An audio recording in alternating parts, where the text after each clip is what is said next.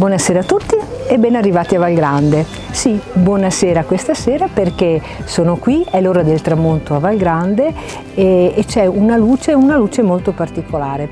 Infatti ecco, i nostri ospiti gradiscono in questo periodo cenare all'aperto negli spazi che noi abbiamo attrezzato e che accolgono gli ospiti che sono qui in alloggio ma non solo per le serate estive. Se anche voi volete approfittare di questi momenti, di queste giornate che in questo periodo dell'anno sono le più lunghe, vi invito a prenotare il vostro tavolo e a venire magari a prendere l'aperitivo o a fare qualche spuntino qui a Valgrande.